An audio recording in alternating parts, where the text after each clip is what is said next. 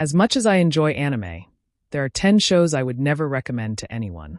There are countless popular anime series out there, yet I still wouldn't suggest a few of them.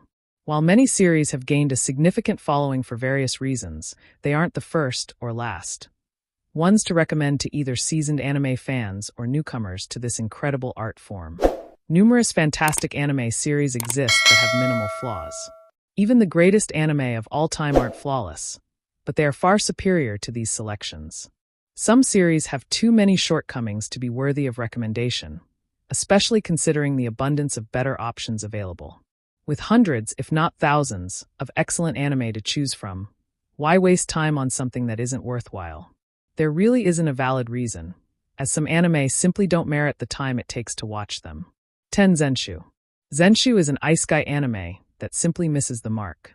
It's a surprising disappointment from MAPPA, one of Japan's top animation studios. The series features an incredibly unlikable main character and forgettable supporting characters, despite having a potentially interesting concept. However, MAPPA was not the right studio to bring it to life. MAPPA is known for overworking its staff, and Zenshu's protagonist is an overburdened anime creator. This dark narrative feels like a slap in the face to the animators working on the show. Additionally, the main character's rudeness towards the supporting cast makes it an uncomfortable viewing experience. 9. Zom 100, Bucket List of the Dead. When Zom 100, Bucket List of the Dead was first announced, it seemed like a fun and fresh series. The vibrant color palette is appealing, the premise is relatively unique in anime, and the main character's objective is intriguing. However, the series' antagonists, particularly Gonzo Kosugi, are excessively brutal. The protagonist, Akira Tendo, is an exploited office worker who, when the apocalypse strikes, decides to complete his bucket list before he inevitably turns into a zombie.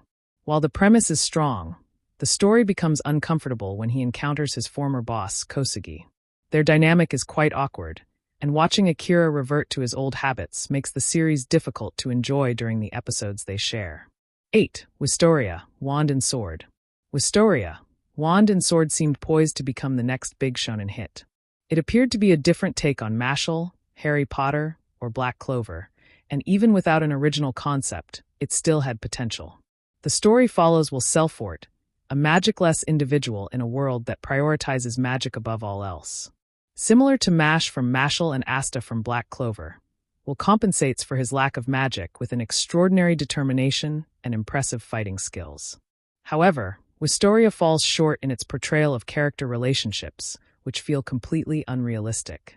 The supporting characters harshly criticize Will, yet he forgives them far too easily. While many of the greatest protagonists are known for their capacity to forgive, Will's overly lenient attitude makes the series uncomfortable to watch. 7. The Way of the House Husband. The Way of the House Husband features a unique concept that quickly captivates audiences. An ex-Yakuza boss leaves his life of crime to support his wife, who enters the workforce, while he takes on the role of a house husband, managing the home. This humorous idea suffers greatly when adapted into an anime series. It's a stretch to even label it an anime, as it contains so little animation that fans argue the original manga has more frames.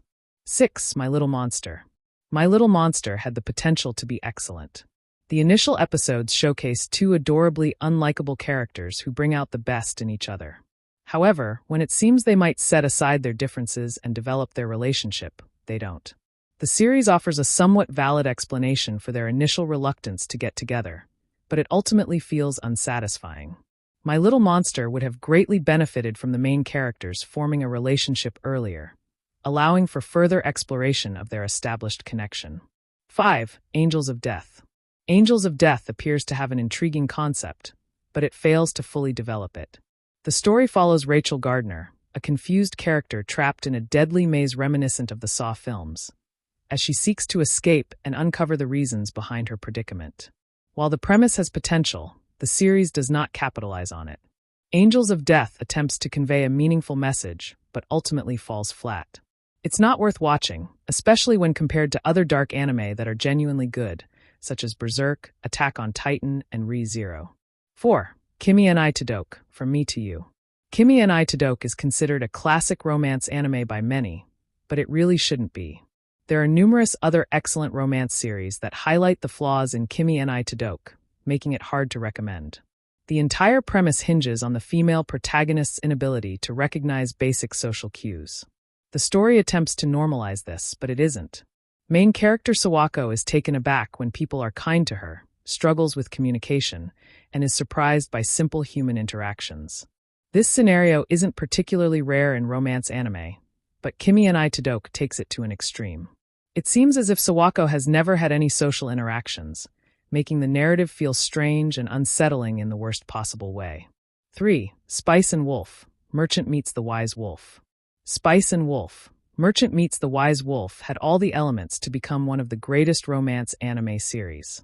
However, it ends up being quite frustrating because it misses numerous opportunities that it creates for itself. The remake of Spice and Wolf features Kraft Lawrence, a traveling merchant who encounters the wise wolf Hollow. As their relationship develops, the anime introduces several challenges. While this is typical for romance anime, the hurdles mostly stem from Lawrence's own actions. He frequently risks Hollow's well-being, highlighting his immaturity and his failure to learn from his repetitive mistakes. 2. The Beginning After the End. The anime adaptation of The Beginning After the End had the potential to be outstanding. It could have followed in the footsteps of successful manhwa adaptations like Solo Leveling or become the next Mushoku Tensei. Jobless reincarnation, capturing the quality of the popular Isekai series without its problematic aspects. In short, The Beginning After the End's anime is disappointing. The animation is nearly non-existent, with many of the crucial battles resembling PowerPoint slides. There are numerous reasons for the anime's failure, and it really shouldn't have turned out this way. The original manhwa is excellent, but the anime does not reflect the quality of its source material.